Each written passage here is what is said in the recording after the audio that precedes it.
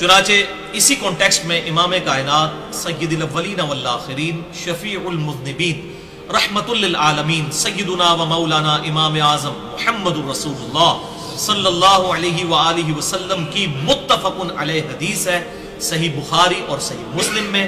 صحیح بخاری میں international number کے مطابق 3207، صحیح مسلم میں 416، اور راوی ہیں انس ابن مالک رضی اللہ تعالی عنہ.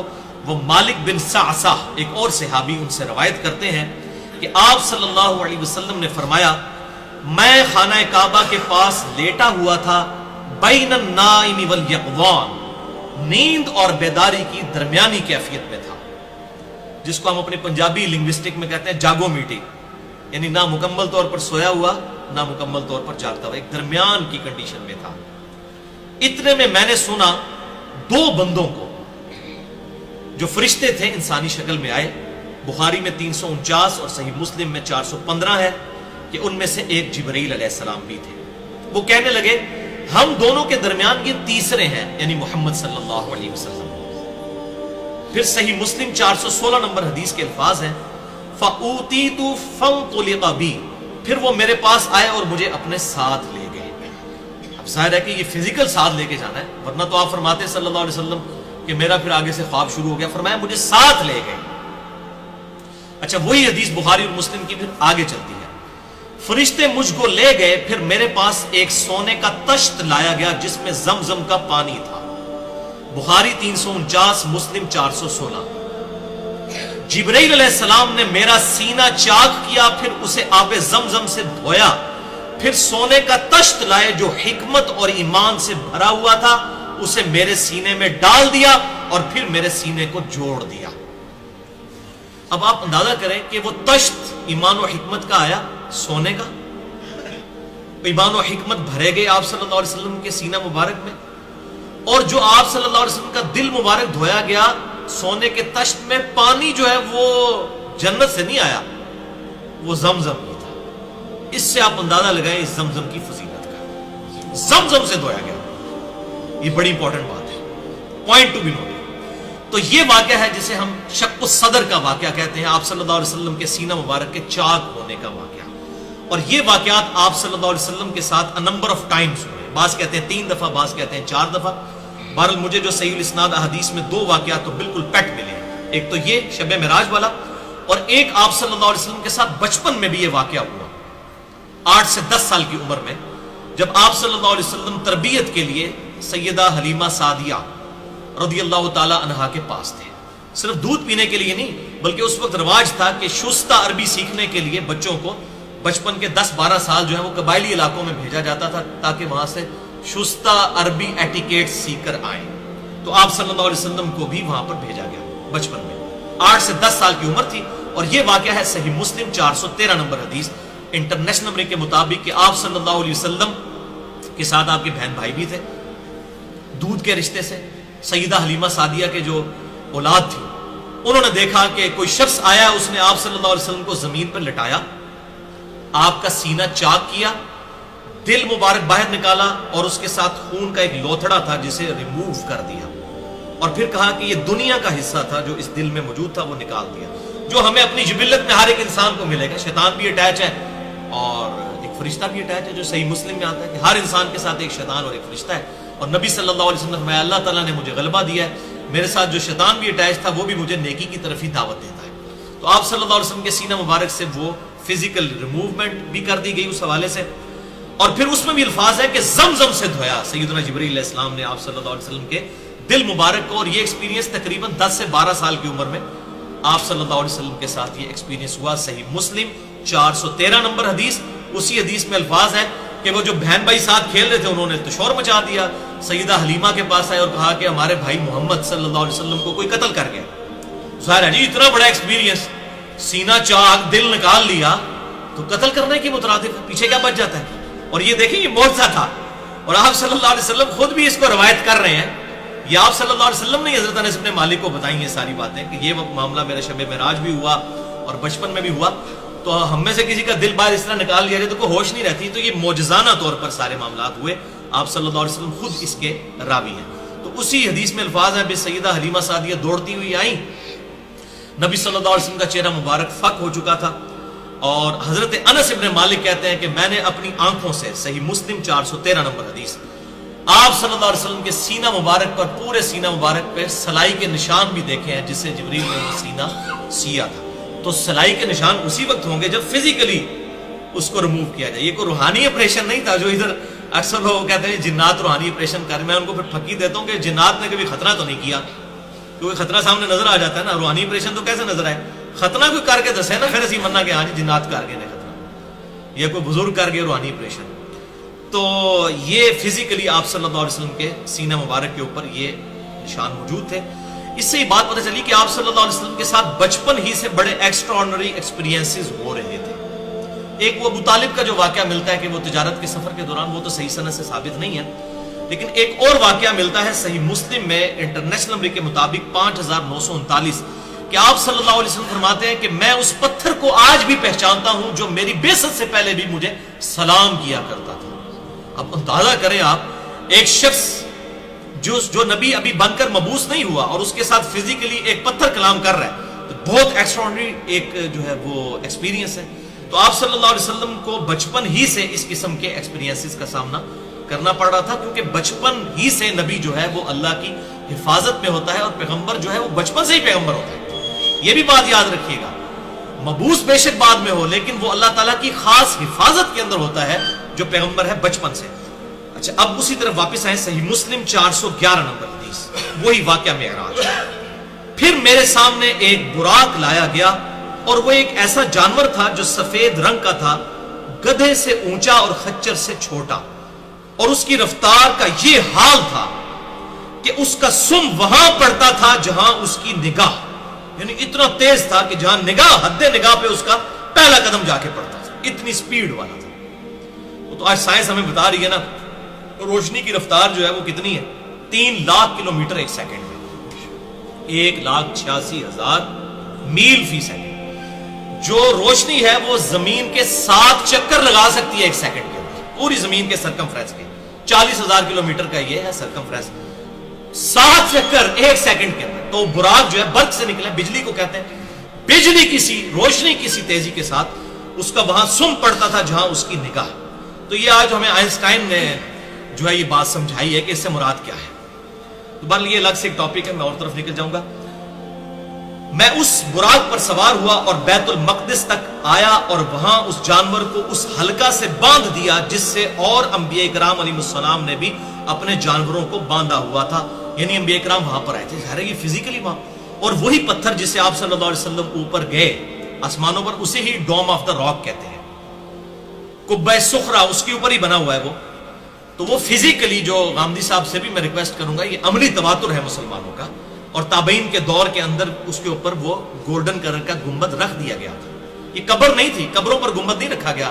اس سے یہ بھی بات پتہ چل گئی کہ اگر گنبد رکھنا ہوتا اس وقت آپ وسلم کی قبر مبارک پہ بھی رکھ دیا جاتا، جو 650 سال بعد ایک بدعتی مصری بادشاہ جو رافضی تھا، اس نے منت مان کے وہ گنبد رکھا تھا۔ تو یہ گنبد جو اس وقت گولڈن کلر کا رکھا گیا تابعین کے دور کے اندر، بلکہ صحابہ بھی ابھی زندہ تھے، یہ حضور صلی اللہ علیہ وسلم کی وفات کے تقریباً 70 سال کے بعد کا واقعہ ہے۔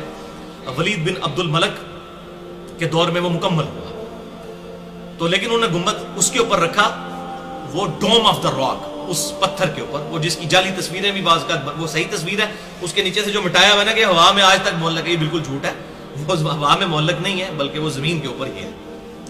تو اس کے ساتھ حلقے کے ساتھ باندھ دیا۔ اب بھائیو، مسجد الحرام سے بیت المقدس پہنچنے کے دوران آپ صلی اللہ علیہ وسلم کو اللہ تعالیٰ نے کچھ فزیکل ایکسپیرینسز کروائے، جو سورہ بنی اسرائیل میں ہے، لِنُرِيَهُ مِنْ آیاتنا، تاکہ ہم اپنی قدرت کی نشانیاں دکھائیں اپنے محبوب صلی اللہ علیہ وسلم کو۔ اب وہ نشانیاں کیا ہیں وہ میں یہاں پر ہی ذکر کروں، ظاہر ہے کہ ایک ترتیب کے ساتھ چل رہے ہیں۔ چنانچہ اس کانٹیکسٹ میں کل 5 کتابوں میں صحیح سند کے ساتھ یہ حدیث موجود ہے۔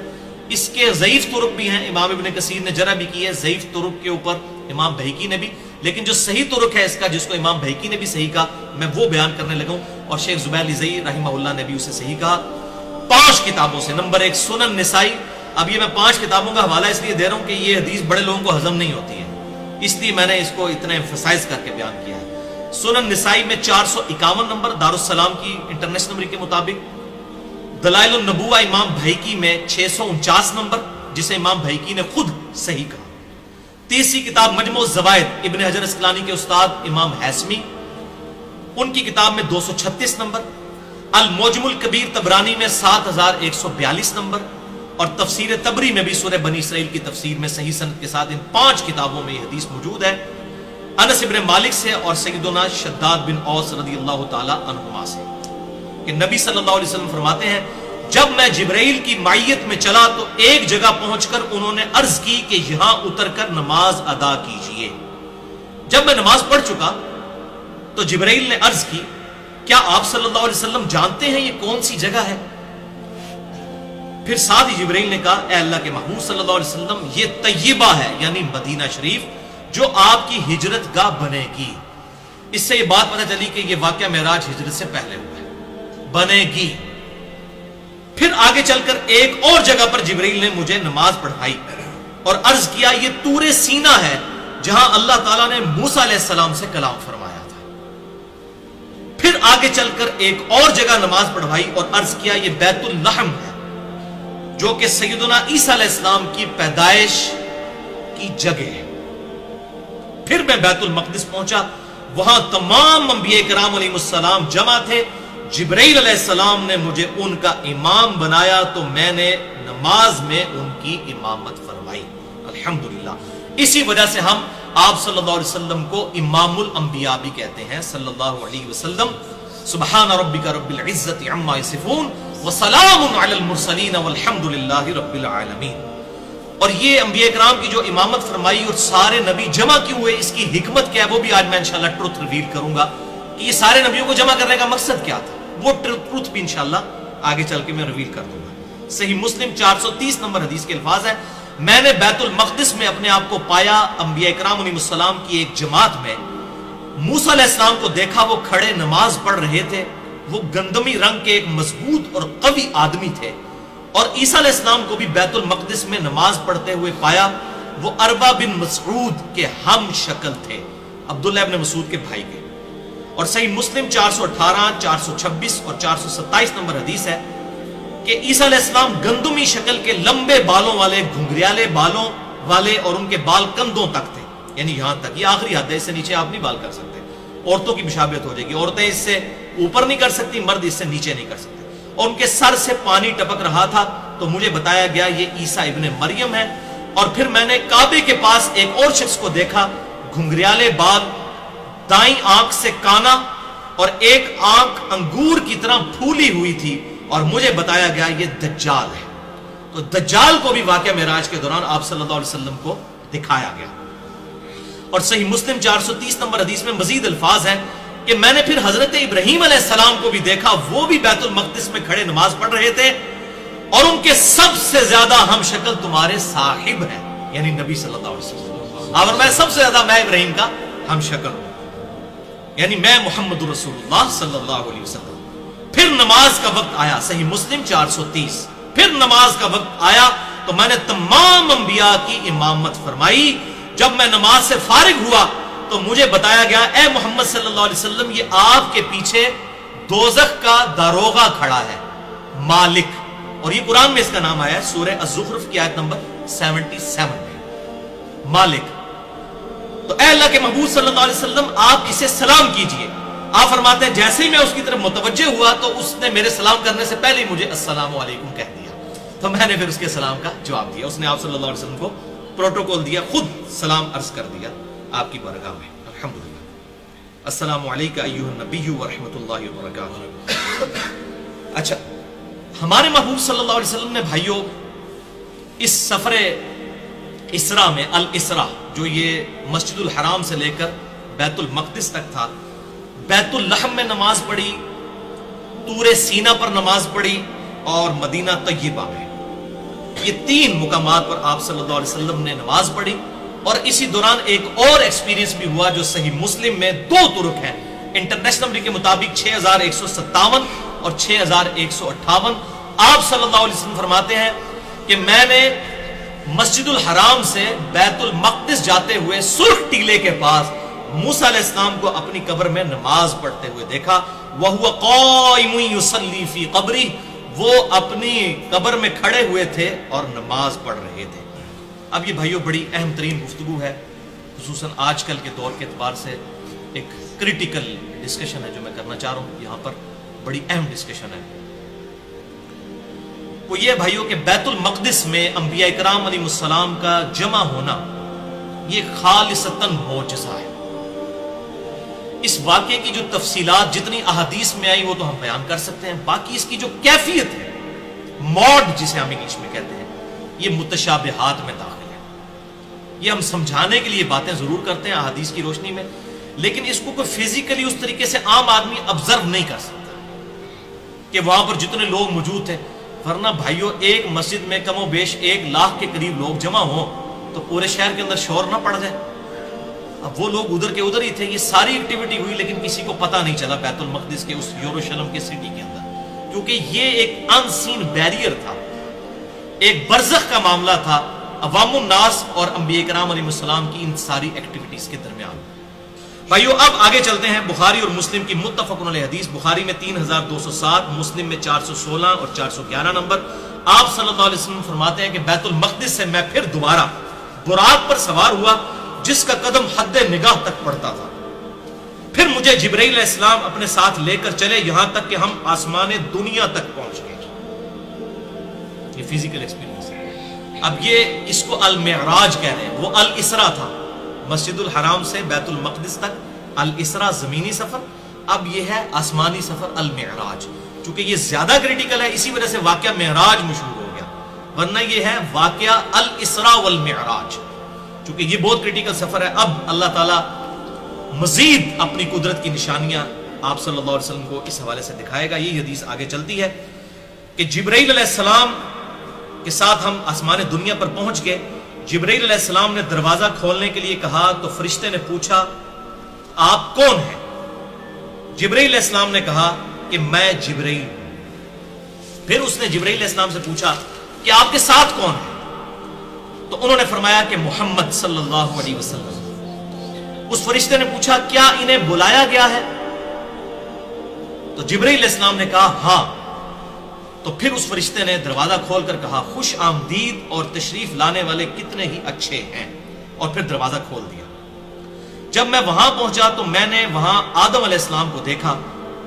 جبرائیل علیہ السلام نے بتایا کہ یہ آپ کے والد آدم علیہ السلام ہیں، انہیں سلام کیجئے۔ میں نے انہیں سلام کیا اور انہوں نے میرے سلام کا جواب دیا اور پھر کہا کہ صالح بیٹے، صالح نبی خوش آمدید ہو۔ پھر جبرائیل علیہ السلام مجھے لے کر اور اوپر گئے تو وہ دوسرے آسمان پر پہنچ گئے۔ انہوں نے دروازہ کھولنے کے لیے کہا، پوچھا گیا کون ہے؟ انہوں نے کہا جبرائیل۔ پھر پوچھا گیا آپ کے ساتھ کون ہے؟ انہوں نے کہا محمد صلی اللہ علیہ وسلم۔ پوچھا گیا کیا ان کی طرف کسی کو بھیجا گیا تھا؟ فرمایا ہاں۔ یعنی وہ کہہ رہے ہیں کہ یہ جو آپ ساتھ لے کے آ رہے ہیں کہ یہ یعنی مہمان بنا کر لائے گئے ہیں یا آپ اپنی کیپیسٹی میں خود لے کر آئے ہیں؟ تو ان کا نہیں، میں اللہ کے حکم سے ان کو لے کر آ رہا ہوں، ورنہ تو دروازہ نہیں کھول سکتا تھا۔ تو انہوں نے کہا خوش آمدید، آنے والے کتنے ہی اچھے ہیں، اور دروازہ کھول دیا دوسرے آسمان کا۔ اس سے یہ بات پتہ چلی، یہ جو احمد بریلوی صاحب نے قصیدہ معراجیہ لکھ کر اور اس کو وہ جس طرح شادی کی ایک سرمنی پریزنٹ کیا نا کہ جی وہ فرشتے پہنچے ہوئے تھے براتی بن کے استقبال کے لیے، وہ بھائی آسمانوں کے فرشتوں کو پتہ ہی نہیں ہے کہ آپ وسلم اوپر آ رہے ہیں، ورنہ وہ پوچھا ساتھ کون ہے۔ اگر یہ براتیوں والا معاملہ ہوتا، دیکھیں کس طرح جھوٹ بولتے، یہ تو سب کچھ آنن فانن اللہ تعالیٰ کا ڈیسیژن تھا، کسی کو نہیں پتا تھا کہ اللہ نے یہ ڈیوائن ڈیسیژن کیا ہوا ہے، ورنہ تو وہ کہتے ہاں جی جبرائیل شکر ہے پہنچ جائے، اللہ دروازہ پہلے کھولتا ہے۔ وہ پوچھ رہے کون ہے، ساتھ بھی بندہ ہے، دروازہ نہیں کھولا، جبرائیل کے کہنے پر کھولا کیونکہ فرشتوں کا سردار ہے، اس نے گارنٹی دی کہ ہاں یہ بلائے گئے ہیں۔ اگر سارے فرشتوں کو پہلے ہوتا تو انتظار کر رہے ہوتے۔ تو یہ اس طریقے سے، اور پھر کہتے ہیں جی وہ انبیاء کرام علیہ السلام جو ہیں وہ بیت المقدس میں تھے، وہ انبیاء پہلے کیسے آسمانوں پہ پہنچ گئے؟ بھئی یہ سب کے سب معاملات متشابہات ہیں، ان کی ڈیٹیلز ہمیں نہیں بتائے گی، ہم اس عقل کے ساتھ اس کو سمجھ نہیں سکتے، بلکہ اس عقل کے ساتھ تو اگر آپ کو انجینئرنگ نہیں آتی ہے، آپ تو الیکٹرو میگنیٹک ویوز کو سمجھ کے موبائل کی جو ورکنگ کا فینومینا ہے اس کو بھی نہیں سمجھ سکتے، جو فزیکل فینومینا ہے، روحانی نہیں ہے، تو آپ یہ روحانی معاملات کیسے سمجھ سکتے ہیں؟ یا میں آپ کو سمجھا سکتا ہوں، ہم تو اتنی زبان کھول سکتے ہیں جتنی اللہ کے محبوب صلی اللہ علیہ وسلم نے ہمیں تعلیمات فرمائی ہیں، اسی کے اندر ہم اپنا آپ کو بتا سکتے ہیں، یہ ہمارا اپنا ذاتی علم نہیں ہے۔ تو دوسرے آسمان پر پہنچے تو کہتے ہیں آپ صلی اللہ علیہ وسلم دروازہ کھولا گیا. جب میں وہاں پہنچا تو یحییٰ اور عیسیٰ علیہ السلام سے ملاقات ہوئی. وہ دونوں خالہ زاد تھے. فرمایا گیا یہ یحییٰ علیہ السلام ہے اور یہ عیسیٰ علیہ السلام ہے, ان دونوں کو سلام کیجیے. میں نے سلام کیا تو ان دونوں نے میرے سلام کا جواب دیا اور مجھے کہا صالح بھائی خوش آمدید ہو, نبی صالح خوش آمدید ہو. اور سنن ابن ماجہ میں حدیث ہے 4081 نمبر انٹرنیشنل نمبر کے مطابق, المستدرک للحاکم میں بھی موجود ہے, امام حاکم نے بھی صحیح کہا, امام ذہبی نے بھی موافقت کی, مسند امام احمد میں بھی ہے, اور میں نے مسئلہ نمبر 12 حیات مسیح اور نزول مسیح علیہ السلام میں بھی حدیث بیان کی ہے کہ جب حضرت عیسیٰ علیہ السلام سے آپ صلی اللہ علیہ وسلم کی ملاقات ہوئی نا, تو حضرت عیسیٰ علیہ السلام اور باقی انبیاء کرام علیہ السلام سے جو آسمانوں پر ملاقات ہوئی تو سب سے آپ صلی اللہ علیہ وسلم نے پوچھا کہ بتاؤ قیامت کب آئے گی, تو سب نے کہا کہ اس کا علم صرف اللہ کے پاس ہے, اور تم چلے جاؤ حضرت عیسیٰ کے پاس. پھر آپ صلی اللہ علیہ وسلم الٹیمیٹلی حضرت عیسیٰ کے پاس آئے کہ آپ بتائیے کہ قیامت کب آئے گی. تو انہوں نے کہا کہ قیامت آنے کا تو مجھے نہیں پتا, لیکن ایک بات یہ ہے کہ قیامت سے پہلے دجال آئے گا اور اللہ تعالیٰ مجھے آسمان سے زمین پر اتارے گا, اور جہاں تک میری سانس جائے گی میری سانس سے وہ پگھلے گا, اس کو میں قتل کروں گا. اور اس کا ذکر اشارتاً قرآن میں بھی موجود ہے کہ حضرت عیسیٰ علیہ السلام قیامت کی خبر ہے. مسئلہ نمبر 12 میں نے ڈیٹیل سے ریکارڈ کروایا, سورہ الزخرف آیت نمبر 61 ہے, وَإِنَّهُ لَعِلْمٌ لِلسَّاعَةِ, اور عیسیٰ علیہ السلام قیامت کی خبر ہے.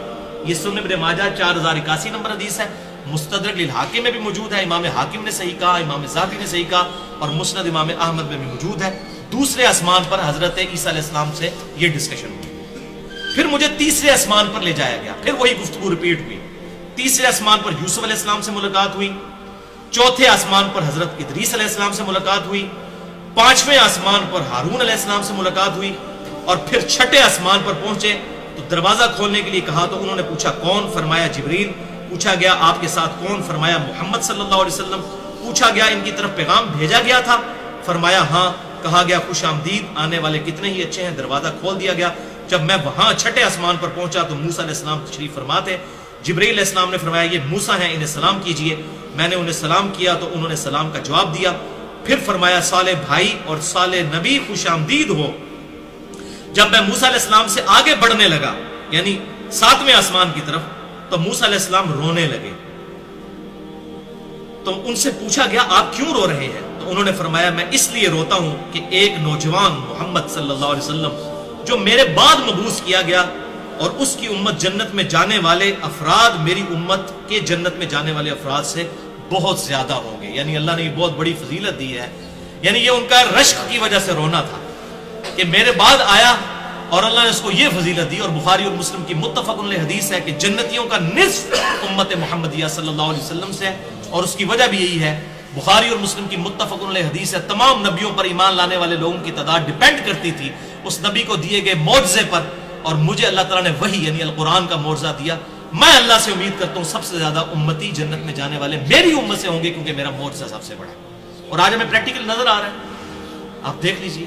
اسلام is the fastest growing religion in America, in Europe. اس کے اوپر میں کئی لیکچر دے چکا ہوں. مسئلہ نمبر 64 دیکھ سکتے ہیں, مسئلہ نمبر 1 دیکھ سکتے ہیں, مسئلہ نمبر 115 دیکھ سکتے ہیں, اور کافی لیکچرز. تو بہرحال سنن ابن ماجہ میں بھی ایک حدیث موجود ہے. آپ صلی اللہ علیہ وسلم نے فرمایا کہ جنتیوں کی 120 میں سے 80 صفحے میری امت سے, 120 میں سے 80 صفحے. تو حضرت موسیٰ علیہ السلام ایویں نہیں رو رہے تھے, انہوں نے کہا یہ میرے بعد نوجوان آیا اور اس کی امت زیادہ جنت میں جائے گی. پھر مجھے 7ویں آسمان پر لے جایا گیا. جبرائیل علیہ السلام نے دروازہ کھولنے کے لیے کہا تو پوچھا گیا آپ کون ہیں؟ فرمایا جبریل. پوچھا گیا آپ کے ساتھ کون؟ فرمایا محمد صلی اللہ علیہ وسلم. پوچھا گیا کیا ان کی طرف پیغام بھیجا گیا تھا؟ فرمایا گیا ہاں. آپ دیکھ لیجیے, کوئی بارات نہیں, کوئی باراتی نہیں, پتہ نہیں کہاں سے سٹوری بنا لی قصیدہ معراجیہ میں امام صاحب ریلوی صاحب نے. پھر انہوں نے کہا خوش آمدید, کتنے ہی اچھے ہیں آنے والے. جب میں وہاں 7ویں آسمان پر پہنچا تو وہاں ابراہیم علیہ السلام تشریف فرما تھے. جبرائیل علیہ السلام نے کہا اے محمد صلی اللہ علیہ وسلم یہ آپ کے باپ ابراہیم علیہ السلام ہیں, انہیں سلام کیجئے. چنانچہ میں نے انہیں سلام کیا تو انہوں نے میرے سلام کا جواب دیا. پھر فرمایا صالح بیٹے, صالح نبی خوش آمدید. ایک آدم علیہ السلام نے حضور کو بیٹا کہا اور ایک ابراہیم علیہ السلام نے, باقی سب نے کہا بھائی. اس حوالے سے ایک حدیث بھی ہے صحیح سند کے ساتھ مجموع الزوائد میں انٹرنیشنل نمبر کے مطابق 16898 مسند احمد میں بھی موجود ہے، جلد 5 صفحہ 418 پر 23598 نمبر، کہ ابراہیم علیہ السلام نے حضور صلی اللہ علیہ وسلم کو ایک نصیحت کی کہ اپنی امت تک میرا پیغام پہنچائیے گا، آپ تک بھی وہ پہنچ جائے۔ اپنی امت سے کہیے گا کہ جنت کی سرزمین خوب زرخیز ہے، لہذا وہاں کاشتکاری کرو، اس کی مٹی بڑی عمدہ ہے، بڑا پھل دینے والی ہے، اور یہاں پر کاشتکاری کرو، اور وہ وظیفہ ہے لا حول ولا قوت الا باللہ، یہ جتنی بار پڑھو گے وہاں پر جنت میں درخت لگیں گے۔ ایک ویسے روایت سبحان اللہ الحمدللہ کے لیے بھی ہے، وہ ضعیف ہے، یہ صحیح سند کے ساتھ ہے لا حول ولا قوت الا باللہ۔ پھر مجھے سدرۃ المنتہا تک لے جایا گیا، اس کے میوے یعنی وہ سدرۃ المنتہا ایک سمجھ لیں بیری کی ٹائپ کا ایک درخت ہے، ہجر کے مٹکوں کی مانند تھے، اس کے پتے ہاتھی کے کانوں کی طرح تھے۔ جبرائیل نے بتایا یہ سدرۃ المنتہا ہے، سدرۃ المنتہا یعنی یہ حد ہے، اس سے آگے کوئی چیز نہیں جا سکتی۔ وہاں 4 نہریں تھیں، 2 باطنی اور 2 ظاہری تھی۔ میں نے کہا جبرائیل یہ 2 چیزیں کیا ہیں؟ تو انہوں نے بتایا یہ 2 باطنی نہریں ہیں اور 2 نہریں جنت میں بہتی ہیں، اور 2 ظاہری نہریں ہیں جو دنیا کے اندر نیل اور فرات کے نام سے۔ ظاہر ان کا کوئی روحانی ریلیشن شپ اللہ تعالیٰ کے ساتھ ہے، ظاہر اللہ کے خزانوں میں سے ہی یہ سارے معاملات چل رہے ہیں، اس کی ڈیٹیل میں ہم نہیں جا سکتے۔ پھر مجھے بیت المعمور کی طرف لے جایا گیا، میرے پاس شراب، دودھ اور شہد کا برتن لایا گیا، یہ آپ کا ٹیسٹ تھا۔ 3 برتن لائے گئے، دودھ کا، شراب کا اور شہد کا۔ تو آپ صلی اللہ علیہ وسلم نے دودھ والا برتن اٹھا لیا، تو جبرائیل نے کہا کہ اے اللہ کے محبوب آپ نے فطرت کو اختیار کیا ہے، اگر کوئی اور آپ پی لیتے تو آپ کی امت گمراہ ہو جاتی۔ یہ دوسری روایت بخاری مسلم میں آتا ہے۔ تو آپ صلی اللہ علیہ وسلم نے دودھ اس میں سے نوش فرمایا۔ پھر مجھ پر دن میں 50 نمازیں فرض کی گئی، یہی سدرۃ المنتہا کے اوپر۔ میں واپس آیا، موسیٰ علیہ السلام کے پاس سے گزرا، یعنی 6ٹھے آسمان پہ آئے۔ تو انہوں نے پوچھا آپ صلی اللہ علیہ وسلم کو کیا حکم ملا؟ میں نے کہا کہ مجھ پر ہر روز 50 نمازیں پڑھنے کا حکم دیا گیا۔ انہوں نے فرمایا آپ صلی اللہ علیہ وسلم کی امت ہر روز 50 نمازیں پڑھنے کی طاقت نہیں رکھے گی، اللہ کی قسم میں آپ صلی اللہ علیہ وسلم سے پہلے لوگوں کا تجربہ کر چکا ہوں، اور بنی اسرائیل کا مجھے سخت تجربہ ہے۔ آپ اپنے رب کے حضور دوبارہ جائیں اور اپنی امت کے لیے تخفیف کی درخواست کریں، 50 نمازیں بہت زیادہ ہیں۔ میں دوبارہ گیا تو مجھ سے 10 کم کر دی گئی۔ پھر میں موسیٰ علیہ السلام کے پاس آیا، پھر انہوں نے وہی بات کی۔ پھر میں خدا کے پاس گیا، یعنی وہ جہاں پر سدرۃ المنتہا پر جہاں پر اللہ تعالیٰ اپنی شان کے لائق وہی فرما رہا تھا، 10 نمازوں کی تخفیف کر دی گئی۔ میں موسیٰ علیہ السلام کے پاس واپس آیا، پھر انہوں نے وہی بات کی۔ پھر میں اللہ کے حضور حاضر ہوا، پھر 10 نمازیں کم کر دی گئیں۔ پھر یہ بار بار 10 کرتے اینڈ پہ 10 رہ گئی۔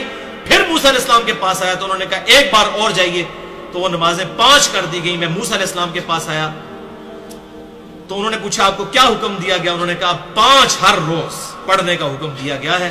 موسیٰ علیہ السلام نے کہا کہ آپ صلی اللہ علیہ وسلم کی امت ہر روز 5 نمازیں پڑھنے کی طاقت نہیں رکھے گی، کیونکہ میں آپ سے پہلے لوگوں کا تجربہ کر چکا ہوں۔ ایسے بڑا ایکسپرٹ اوپینین تھا، اور ایک پھیرا اور لگ جاتا ہے، ساری نمازیں معاملہ والا جو ہے وہ ہو جاتا ہے ایسا۔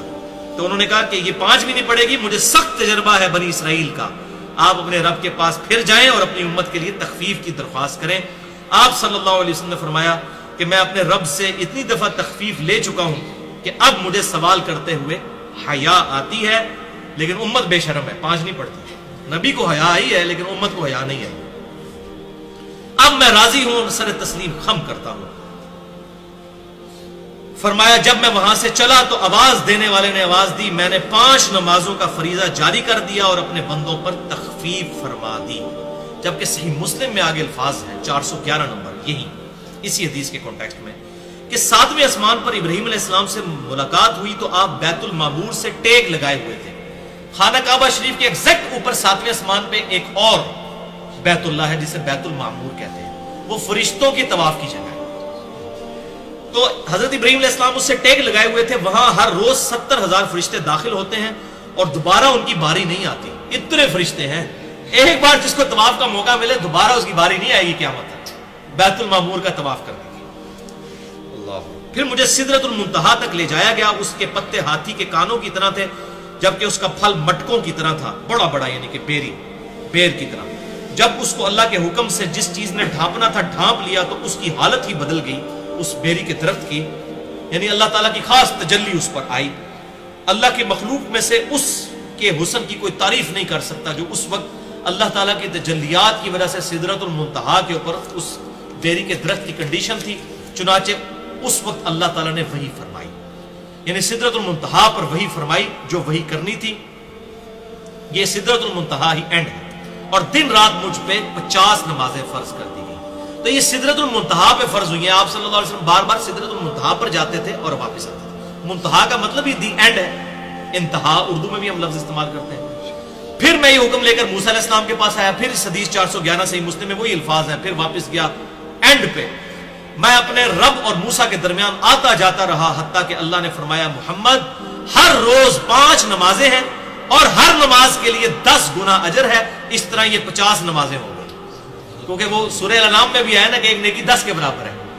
اور دوسرے الفاظ بخاری مسلم میں آتے ہیں کہ ہمارا حکم بھی نہیں بدلا، ہم نے 50 کی 50 ہی رہنے دی ہے، 5 کر کے بھی اس کو 10 سے ملٹیپلائی کر دیا، حتیٰ کہ اللہ تعالیٰ نے فرمایا کہ محمد صلی اللہ علیہ وسلم ہر روز یہ 5 نمازیں ہیں اور ہر نماز کے لیے 10 گنا اجر ہے، اس طرح یہ 50 نمازیں ہوئیں۔ جو شخص کسی نیکی کا ارادہ کرے اور اس نیکی کو نہ کر سکے تو میں اس کے لیے ایک نیکی پھر بھی لکھ دوں گا، اور اگر وہ نیکی کو کر لے تو 10 نیکیاں لکھوں گا، اور جو شخص برائی کا ارادہ کرتا ہے لیکن وہ اسے نہیں کرتا تو میں اس کے لیے کچھ بھی نہیں لکھتا، اگر اس کا ارتکاب کرے گا تو صرف ایک ہی برائی لکھی جاتی ہے۔ آپ صلی اللہ علیہ وسلم فرماتے ہیں میں نیچے آیا حتیٰ کہ موسیٰ علیہ السلام کے پاس آ کر میں نے انہیں بتایا، لیکن انہوں نے پھر بھی یہی فرمایا کہ اپنے رب کے پاس جائیں اور اسے تخفیف کی درخواست کریں، یعنی 5 بھی گھٹاؤ۔ تو رسول اللہ صلی اللہ علیہ وسلم نے فرمایا میں نے کہا کہ میں اتنی بار اپنے رب کے پاس گیا کہ لہٰذا اب مجھے جانے سے حیا آتی ہے، کاش امت بھی حیا کرے اور نمازوں میں استقامت جو ہے وہ اختیار کرے، آمین۔ اچھا، بخاری اور مسلم کی ایک اور طرق میں جو حضرت ابو ذر غفاری رضی اللہ تعالیٰ عنہ سے ہے، بخاری میں 349، مسلم میں 415، اس میں الفاظ ہیں کہ جب آسمان دنیا پر دروازہ کھولا گیا، آسمان دنیا کا پہلا جہاں پہ آدم علیہ السلام سے ملاقات ہوئی، تو ایک شخص جس کے دائیں اور بائیں جانب کچھ لوگ تھے وہ میں نے دیکھا، جب وہ اپنے دائیں طرف دیکھتا تھا تو مسکرا دیتا تھا اور جب بائیں طرف دیکھتا تھا تو رونا شروع کر دیتا تھا۔ اور اس شخص نے کہا خوش آمدید نبی صالح اور بیٹے صالح۔ میں نے جبریل سے پوچھا یہ کون ہے؟ تو انہوں نے بتایا کہ یہ آدم علیہ السلام ہے، ان کے دائیں اور بائیں جانب جو گروہ ہیں یہ ان کی اولادوں کی روحیں ہیں۔ جب وہ دائیں طرف یعنی جنتیوں کے گروہ کو دیکھتے ہیں تو خوش ہوتے ہیں، اور جب بائیں طرف دیکھتے ہیں جہنمیوں کو تو رونا شروع کر دیتے ہیں۔ اللہم اجرنا من النار، اللہم اجرنا من النار، اللہم اجرنا من النار، اللہم من احییتہ منا فاحیہ علی الاسلام ومن توفیتہ منا فتوفہ علی الایمان۔ پھر باقی انبیاء اکرام علیہ السلام سے ملاقات ہوئی، پھر مجھے اوپر لے جایا گیا حتیٰ کہ میں اس قدر بلند ہوا اور اس جگہ تک پہنچ گیا جہاں میں نے قلموں کے لکھنے کی آواز سنی، یعنی یہ جو لوح محفوظ پہ قلم اور فرشتے جو اللہ تعالیٰ کی یہ ڈیٹیل قرآن حکیم میں بھی مختلف جگہوں پر آتی ہے، احادیث کے اندر بھی، کہ فرشتوں پر بھی احکامات جو ہیں سدرۃ المنتہا کے اوپر نازل ہوتے ہیں، پھر وہ اللہ تعالیٰ کے حکم سے لکھتے ہیں ان چیزوں کو جو انہوں نے آ کے دنیا میں ایکٹیویٹیز پرفارم کرنی ہوتی ہیں۔ اور پھر اللہ تعالیٰ نے میری امت پر 50 نمازیں فرض کر دیں اسی سدرۃ المنتہا پر۔ مجھے سدرۃ المنتہا تک لے جایا گیا، کئی رنگوں نے اسے ڈھانپ رکھا تھا، میں نہیں جانتا وہ کیا ہے۔ پھر مجھے جنت میں لے جایا گیا، وہاں موتیوں کے گنبد اور اس کی مٹی کستوری کی سی خوشبو کی تھی، اور سورۃ النجم میں بھی اس کا ذکر موجود ہے، عند سدرۃ المنتہا عندہا جنت المأوا۔ سدرۃ المنتہا کے ہی پیرلل جنت المأوا جنت ہے، یعنی یہ اینڈ ہے 7ویں آسمان کے اوپر سدرۃ المنتہا، بیری کا ایک درخت۔ ظاہر ہے یہ سمجھانے کے لیے، اور صحیح بخاری میں الفاظ ہیں 6581 اور 7517 نمبر حدیث میں کہ آپ صلی اللہ علیہ وسلم فرما رہے تھے میں جنت میں چل رہا تھا، ایک نہر دیکھی جس کے دونوں کناروں پر موتیوں کے گنبد تھے۔ جبریل سے میں نے پوچھا یہ کیا ہے؟ تو کہا گیا یہ حوض کوثر ہے جو اللہ تعالیٰ نے آپ صلی اللہ علیہ وسلم کو عطا فرمایا ہے۔ اس کی مٹی خوشبو مشک کی مانند تھی، مٹی کی خوشبو، الحمدللہ۔ اور جامعہ ترمذی میں 3147 نمبر حدیث ہے کہ آپ صلی اللہ علیہ وسلم فرماتے ہیں مجھے شب معراج اللہ نے جنت اور دوزخ اور آخرت کی ہر وہ چیز دکھا دی جس کا وعدہ کیا گیا، یعنی قرآن حکیم میں جو جو عذابات یا نعمتوں کا ذکر ہے نا، جو نہ کسی آنکھ نے دیکھی، نہ کسی کان نے سنی، نہ کسی دل پہ کھٹکا گزرا، وہ ساری چیزیں شب معراج مجھے دکھا دی گئی۔ جامعہ ترمذی 3147 انٹرنیشنل نمبر کے مطابق۔ اور مشکات المصابیح میں ایک حدیث ہے، یہ حدیث تو بیان کیے بغیر واقعہ معراج مکمل نہیں ہے نا،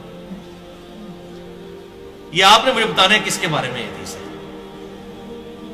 مشکات المصابیح میں انٹرنیشنل نمبر کے مطابق 5149، شرح السنہ اور شعب الایمان امام بہقی کی کتاب کے کانٹیکسٹ میں انہوں نے وہ حدیث لی ہے کہ آپ صلی اللہ علیہ وسلم نے فرمایا کہ میں نے دوزخ میں شب معراج کچھ لوگوں کے ہونٹ دیکھے کہ آگ کی کینچیوں سے کاٹے جا رہے ہیں. بولے اعوذ باللہ تعالی. مجھے بتایا گیا یہ آپ کی امت کے خطبا ہے, تقریریں کرنے والے, یعنی آپ دوسرے معنوں میں جو میں کہتا ہوں علماء کرائم, علماء سو. ایک ہے علماء کرام عزت والے علماء, ایک ہے علماء کرائم, کرائم انگلش والا مجرم علماء. ان کے ہونٹ کاٹے جا رہے ہیں اور 7 الفاظ بڑے خطرناک ہیں, اور اس میں الفاظ ہیں جبرائیل علیہ السلام نے عرض کی کہ یہ لوگوں کو تو نیکی کا حکم دیتے تھے اور خود عمل نہ کرتے تھے, کتاب اللہ پڑھتے تھے مگر کتاب اللہ پر عمل نہ کرتے تھے. سب سے پہلے مولوی نے پکڑا جانا ہے. یہ دیکھ لیں, یہ جو منظر ہے نا دوزخ کا منظر بھی جو آپ صلی اللہ علیہ وسلم کو دکھایا گیا تو وہاں بھی مولوی نظر آئے ہیں. علماء سو, علماء حقہ کی بات نہیں ہو رہی ہے, علماء حقہ کی بات نہیں ہو رہی ہے, بلکہ پنجابی والے علماء جو اسی کے قافیے پہ ان کی بات ہو رہی ہے.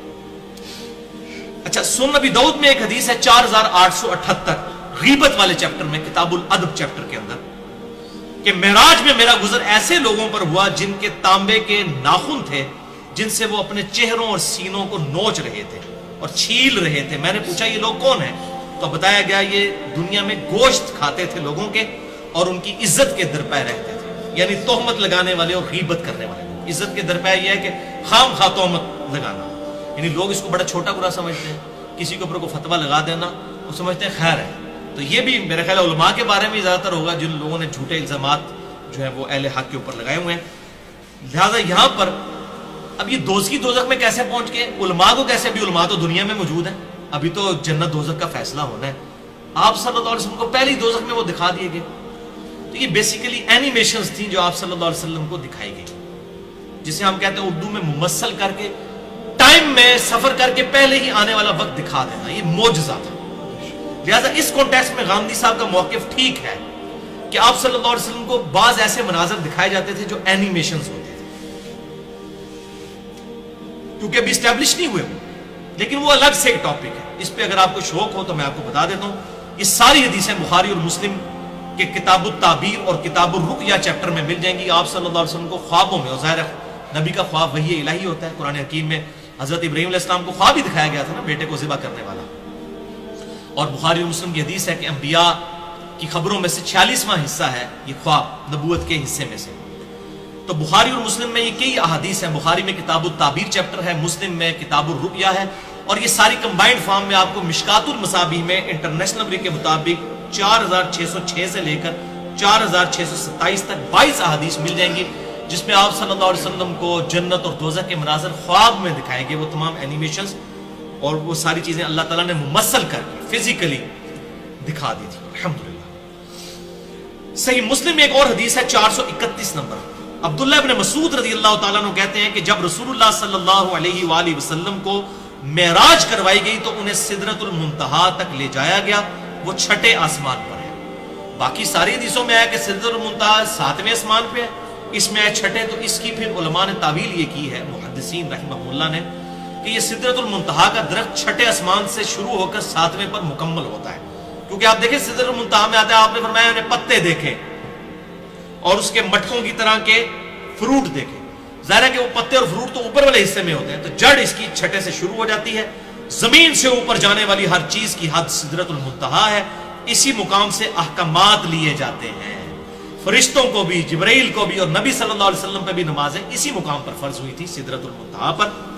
اور اوپر سے جو حکم آتا ہے یہیں پر آ کر رکتا ہے اور یہیں سے احکام لیے جاتے ہیں. آپ صلی اللہ علیہ وسلم نے فرمایا جس چیز نے سدرہ کو ڈھانپنا تھا اس کو ڈھانپ رکھا تھا. ابن مسعود رضی اللہ تعالیٰ عنہ کا بیان ہے کہ اس سے مراد ہے, اور یہ آیت قرآن حکیم میں موجود ہے, وہ سونے کے پروانے اور پتنگے تھے جو کہ اس کے اوپر بیٹھے ہوئے تھے, یعنی سدرۃ المنتہا کے اس بیری کے درخت کے اوپر. رسول اللہ صلی اللہ علیہ وسلم کو سدرۃ المنتہا پر اللہ نے 3 چیزیں عطا فرمائیں. صحیح مسلم 431. یہ اب آپ سن لیجیے. نمبر 1 5 نمازیں عطا فرمائیں. نمبر 2 سورۃ البقرہ کی آخری 2 آیات. میں اکثر آپ کو کہتا ہوں, ہمارے بلو کارڈ پہ بھی لکھی ہوئی ہیں, آمن الرسول بما انزل الیہ من ربہ والمؤمنون کل آمن باللہ وملائکتہ وکتبہ ورسلہ لا نفرق بین احد من رسلہ. یہ آخر تک. صحیح بخاری اور صحیح مسلم کی متفقن علیہ حدیث ہے. بخاری میں 3886، مسلم میں 428. جابر بن عبداللہ رضی اللہ تعالیٰ عنہ کہتے ہیں کہ آپ صلی اللہ علیہ وسلم نے فرمایا جب قریش مکہ نے مجھے معراج کے حوالے سے جھٹلا دیا، بہت بڑا دعویٰ تھا، 40 دن کا سفر اس زمانے میں، زمینی سفر آج بھی 2000 کلومیٹر اور ایریل ڈسٹنس ہوائی سفر 1200 کلومیٹر. ایک بندہ کہ میں رات کے حصے میں وہاں بھی گیا، وہاں سے آسمانوں پہ واپس بھی آ گیا. تو قریش مکہ نے مجھے جھٹلایا تو میں حتیم کعبہ میں کھڑا ہو گیا، وہ جو سائیڈ پہ چھوٹی سی دیوار ہے. اللہ تعالیٰ نے میرے لیے بیت المقدس روشن کر دیا. کتنی دور؟ 2000 کلومیٹر زمینی سفر اور 1200 کلومیٹر ایریل ڈسٹنس. اتنی دور سے بیت المقدس ایسے سامنے لا کے رکھ دیا. اور قریش مکہ جو کچھ مجھ سے پوچھتے جاتے تھے میں علامات بیان کرتا جاتا تھا. الحمدللہ کتنا بڑا معجزہ تھا. اس سے علم غیب والا بھی عقیدہ کلیئر ہوا. اس میں نے مسئلہ نمبر 6A کے اندر بھی یہ حدیث بتائی تھی کہ آپ صلی اللہ علیہ وسلم کو اللہ تعالیٰ غیبی خبریں عطا فرماتا ہے. اب وہ دیکھیں کیسے اوٹ پٹانگ سوال شروع کر دیے. انہوں نے کہا اچھا جی تم کہتے ہو ہم راتوں رات وہاں گئے ہیں، اچھا یہ بھی پتا چل گیا کہ یہ کوئی خواب نہیں تھا، ورنہ خواب ہوتا تو وہ کبھی مطالبہ ہی نہ کرتے کہ آپ نے کیا کیا دیکھا وہاں پر. خواب میں تو بڑے بڑے لوگ ہو آتے ہیں. تو وہ کہہ رہے اچھا تم گئے ہو تو ذرا بتاؤ کہ وہاں بیت المقدس کی سیڑھیاں کتنی تھیں، کتنے دروازے تھے. آپ اندازہ کریں ایک بندہ اگر ایک رات کے لیے زندگی میں پہلی اور آخری دفعہ وہاں پر گیا ہے تو اس کو یہ آپ کی اکیڈمی کی جو سیڑھی ہیں میں کچھ 4 سال سے چڑھ رہا ہوں، آپ مجھے پوچھیں کتنی سیڑھی ہیں میں نہیں بتا سکتا، حالانکہ میں سینکڑوں دفعہ چڑھ چکا ہوں. آپ صلی اللہ علیہ وسلم ایک دفعہ گئے ہیں. اب جب یہ سوال کرنے شروع کیے تو ظاہر ہے آپ صلی اللہ علیہ وسلم کیسے اس نظر سے تو آپ نے وہ چیزیں یاد نہیں کی ہوئی تھی. تو بخاری اور مسلم کے الفاظ ہیں بیت المقدس میرے لیے روشن کر دیا گیا. وہ پوچھتے جاتے تھے میں دیکھ کے بتاتا جاتا تھا. الحمدللہ. بلکہ صحیح مسلم میں الفاظ ہیں انٹرسٹنگ 430 نمبر حدیث کہ رسول اللہ صلی اللہ علیہ وسلم فرماتے ہیں میں نے اپنے آپ کو حتیم میں کھڑا کیا جب قریش مکہ نے مجھ سے میرے سفر معراج کے متعلق سوال کیے تو انہوں نے بیت المقدس کی کچھ چیزوں کے متعلق مجھ سے سوالات کرنے شروع کیے لیکن مجھے وہ یاد نہیں تھی. اب خواب ہوتی تو وہ کبھی نہ کہتے، فزیکل ایکسپیرینس تھا تبھی وہ ڈیمانڈ کر رہے تھے، ورنہ کہتے خواب ہے جی چھڈو پرے. اتنی جو ہلچل مچ گئی اور اتنے لوگ جمع ہو گئے ان کا جی اچھا جی تسی گئے ہو دسو تے کہ تک جے.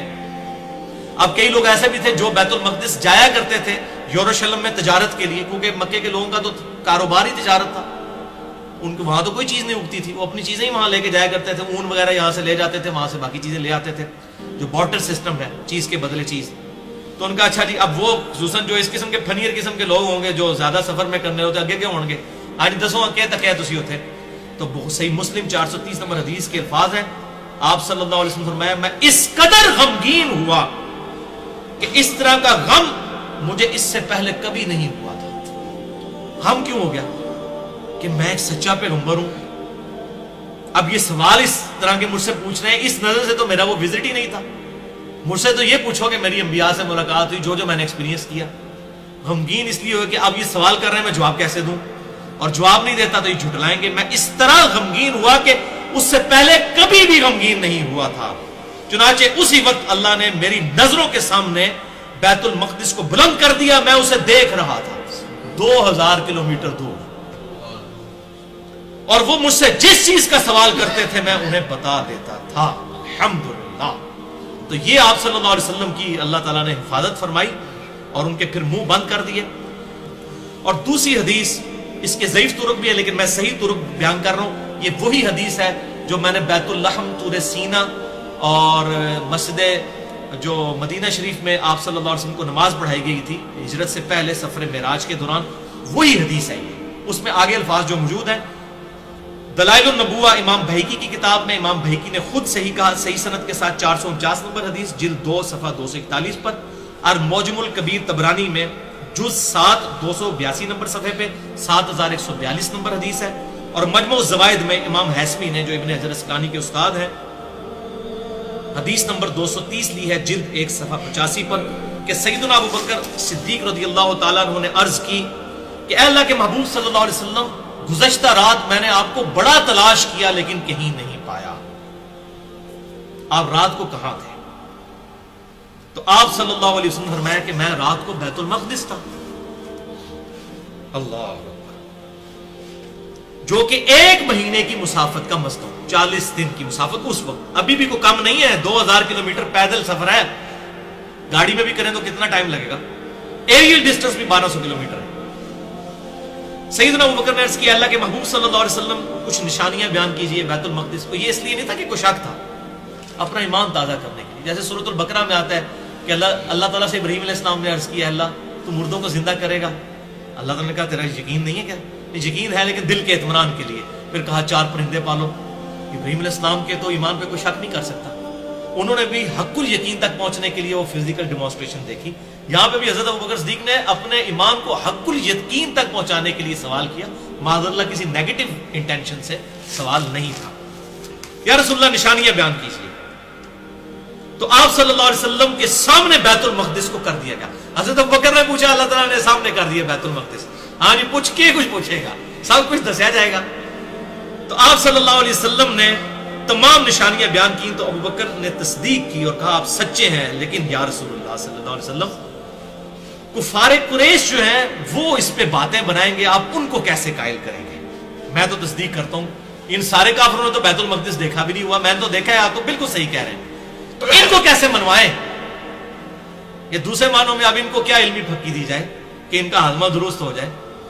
اب آپ صلی اللہ علیہ وسلم نے کیا ارشاد فرمایا؟ ماشاءاللہ آپ صلی اللہ علیہ وسلم نے فرمایا کہ ابو بکر جب یہ کافر تم سے پوچھے نا تو ان کو کہنا کہ تمہارا جو قافلہ ہے اس کو نبی صلی اللہ علیہ وسلم نے فلاں مقام پر راستے میں دیکھا تھا، یعنی قافلہ تجارت کے لیے گیا ہوا تھا اور وہ واپس آ رہا تھا، اور صرف دیکھا نہیں، آپ نے فرمایا کہ اس قافلے کا راستے میں ایک اونٹ بھی گم ہو گیا جو فلاں شخص نے ڈھونڈ کر لایا تھا، اس کا نام بھی بتا دیا، اور وہ قافلہ فلاں دن یہاں پہنچے گا۔ اب یہ ساری غیبی خبریں اللہ کے بتائے بغیر کوئی انسان نہیں بتا سکتا، اور یہاں پر بھی بات ختم نہیں، تمہارا وہ قافلہ فلاں دن یہاں پہنچے گا، اور جب وہ قافلہ یہاں پہنچے گا سب سے آگے وہ اونٹ ہوگا جس کی رنگ گندمی ہوگا اور اس کی پیٹھ پر 2 سیاہ بوریاں بھی لدی ہوئی ہوگی، یہ لیڈ کر رہا ہوگا اونٹ جو اس قافلے میں آگے ہوگا، اور فلاں دن کو پہنچے گا۔ چلو بندہ یہ کہہ سکتا ہے راستے میں تھا، نہیں، بالکل ٹائنیش ڈیٹیل تک۔ تو پھر اسی دن سب لوگ دوپہر کے وقت وہاں پر جمع ہوئے، اور پھر وہی کچھ ہوا جو آپ صلی اللہ علیہ وسلم نے فرمایا تھا، وہ قافلہ بھی آیا اور اس قافلے میں سب سے آگے وہ اونٹ تھا جس پر 2 سیاہ بوریاں لٹکی ہوئی تھی۔ الحمدللہ آپ صلی اللہ علیہ وسلم کو اللہ تعالیٰ نے یہ غیبی خبر دی، اور اس کے ذریعے آپ صلی اللہ علیہ وسلم کا یہ واقعہ معراج، الاسراء والمعراج کو کافروں کے سامنے الحمدللہ حجت بنایا گیا۔ دیدار الہی عز و جل کے حوالے سے بھی ڈسکشن باقی ہے، وہ انشاءاللہ اگلی دفعہ تقریباً 1.25 گھنٹے کے اندر ہم کور کر لیں گے۔ وہ بڑی کریٹیکل گفتگو ہے، اس لیے میں نے اس کو اس سے الگ کیا، ورنہ اس میں 1-1.25 گھنٹہ اور لگ جاتا۔ اللہ تعالیٰ سے دعا ہے جو حق بات میں نے کہی اللہ تعالیٰ ہمارے دلوں میں راسخ فرمائے، اگر جذبات میں میرے منہ سے کوئی غلط بات نکل گئی تو اللہ تعالیٰ ہمارے دلوں سے محو کر دے، ہمیں کتاب و سنت کی تعلیمات پر عمل کر کے دوسرے بھائیوں تک پہنچانے کی توفیق عطا فرمائے۔ سبحانک اللہم و بحمدک، اشہد ان لا الہ الا انت، استغفرک و اتوب الیک، وما علینا الا البلاغ المبین۔